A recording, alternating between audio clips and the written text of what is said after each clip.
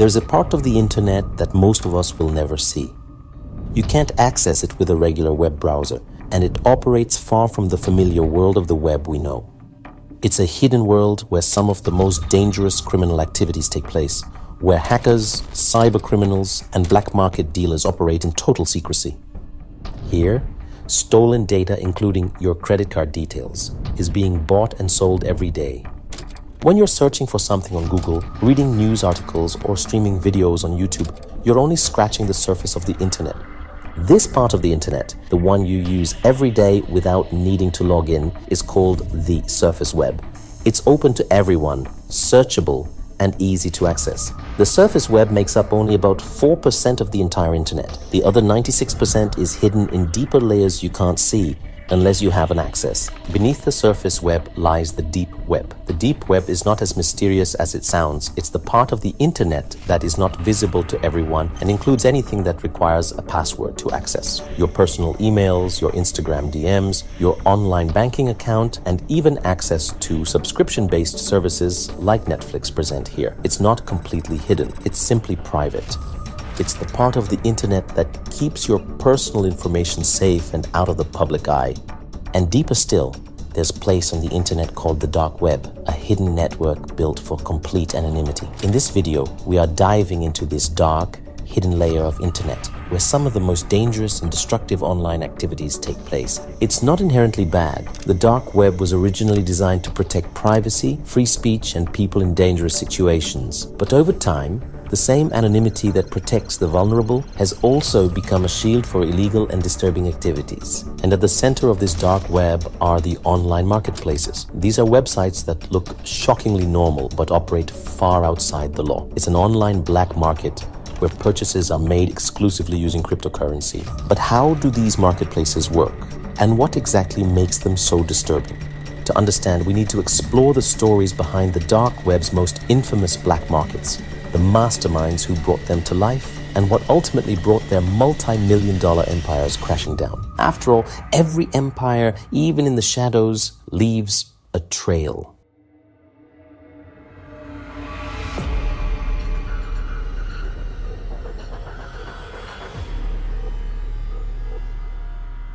It was the early 1990s.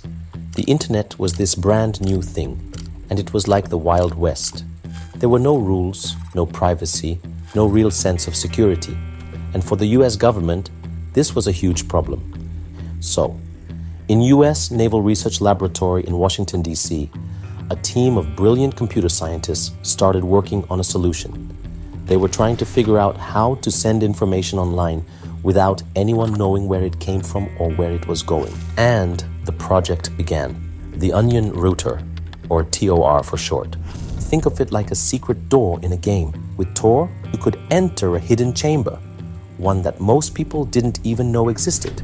That hidden chamber is the dark web, a place built on anonymity, where what happens inside is invisible to the outside world. Now, imagine you're sending a message. On the regular internet, that message goes straight from you to the recipient. Anyone monitoring the connection can see where it started, where it's going, and what it contains if the data isn't encrypted. But Tor works differently. Imagine you're sending that same message, but instead of a direct route, it's packed in multiple layers of encryption, like sealing it inside a series of envelopes. Now, as the message travels through the Tor network, it goes through several stops or checkpoints. At each checkpoint, one layer of encryption is removed to reveal where to send it next. But here's the catch. No single checkpoint knows the full journey. One might know where the message came from, another might know where it's going next, but no one sees the whole picture. By the time the message reaches its destination, all the layers have been removed, but the sender's identity remains a mystery. It's like peeling an onion. Each layer reveals a part of the path, but never the source. This process is what makes Tor so effective at hiding identities and keeping communication private. At first, Tor was strictly a government tool. It was used for military operations, intelligence gathering, and other top-secret stuff. But there was one big problem.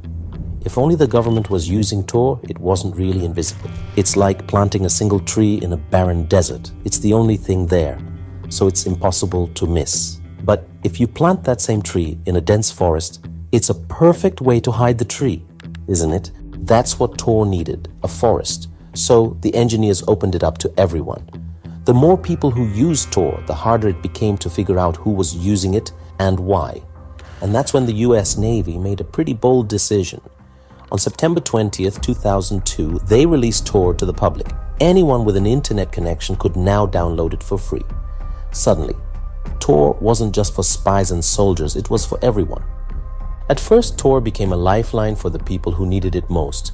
Journalists exposing corruption, activists fighting oppressive regimes, and whistleblowers trying to stay alive. For them, Tor was revolutionary. But then, something changed. Criminals started realizing that this tool could work for them too. They saw the potential in a network where no one could trace their identity or location. And that's when things started to get messy. By the late 2000s, Tor was no longer just a tool for privacy. It had become a hotspot for those looking to exploit anonymity. More and more people began using the network with the wrong intentions, turning it into a breeding ground for illegal trade, cybercrimes, and hidden marketplaces beyond the reach of law enforcement. Marketplaces where you could buy drugs, stolen data, fake passports, hacking services, counterfeit money, and even weapons. And it wasn't just the existence of these marketplaces that was shocking. It was how sophisticated they were. They operated like Amazon or eBay, complete with seller ratings, customer reviews, and dispute resolution. Tor, the tool that was meant to protect freedom, had become the foundation of a shadowy economy worth billions of dollars. Today, Tor is still out there doing exactly what it was designed to do, protect privacy. And for a lot of people, it's a lifeline. But the other side of the story is impossible to ignore. And this is the uncomfortable truth. No technology, no matter how well intentioned, cannot escape the reality of human nature.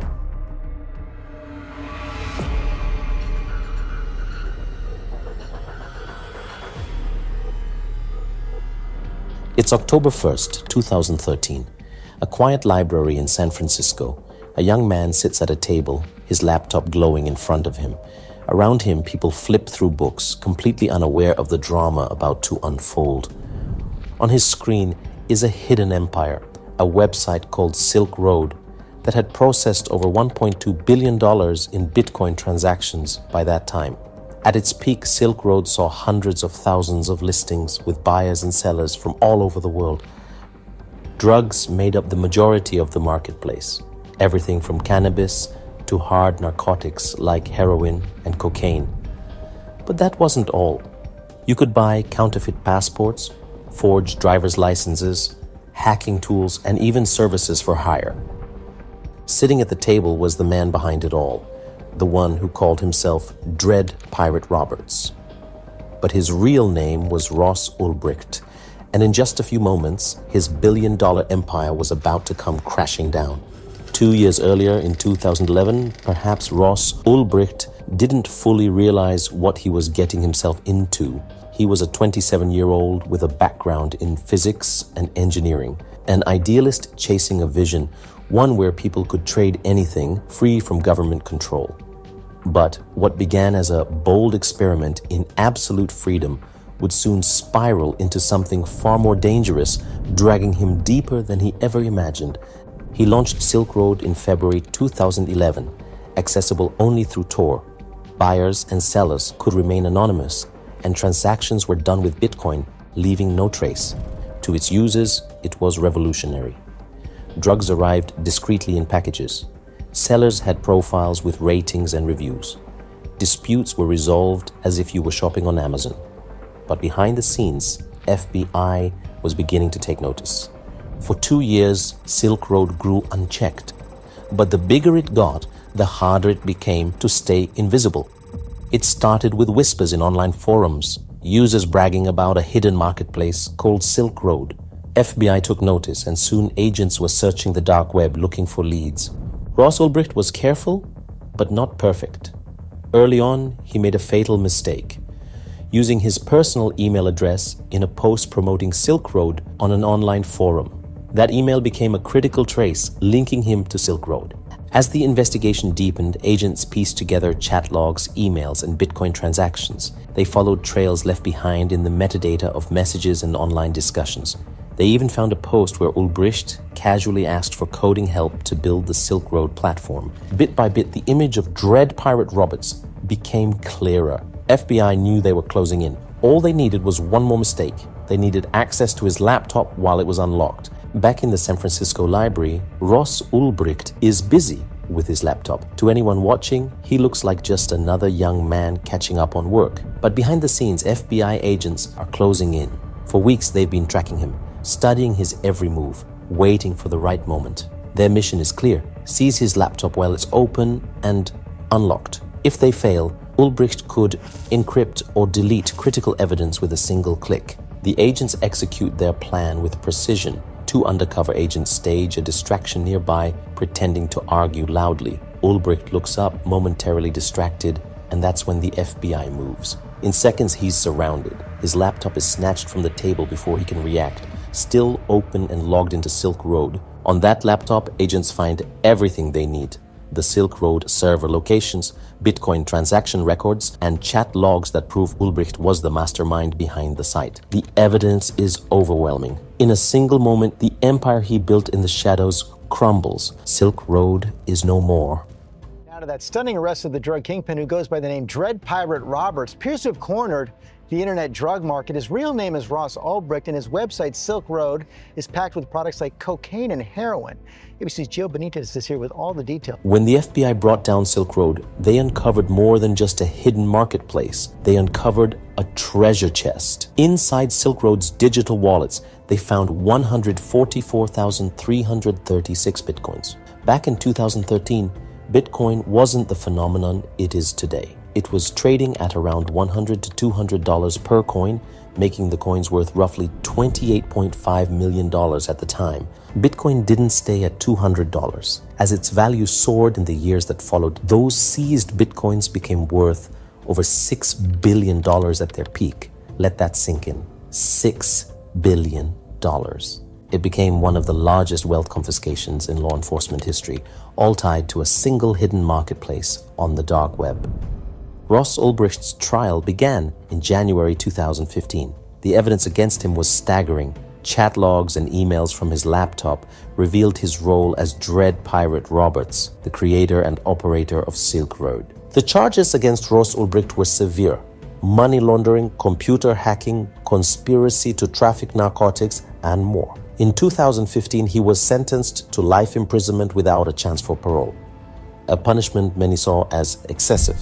For years, his case became a source of debate about government overreach. Advocates argued that Ulbricht wasn't a violent criminal, but a man punished to send a message. And on January 22, 2025, after a decade, Donald Trump, the newly elected US president, granted Ulbricht a full pardon, calling the sentence ridiculous and an example of the modern-day weaponization of government. Day one, I will commute the sentence of Ross Ulbricht. With his pardon, Ulbricht walked free after spending 10 years in jail. The dark web, and with it Silk Road, opened up a Pandora's box of questions about freedom, privacy, and the nature of crime in the digital age. Ross Ulbricht, with his libertarian ideals, created a marketplace where anonymity ruled. But at what cost? Drugs, weapons, and even darker services were traded, all under the veil of encryption. Trump's decision to pardon Ross Ulbricht has split opinion. For some, it's a correction of an overly punitive sentence. For others, it's a dangerous message about crime and consequence. Did Trump see Ulbricht as a victim of government overreach, or was this a strategic move to appeal to libertarians and crypto enthusiasts? If you've enjoyed this video, like, subscribe, and let's keep this conversation going in the comments.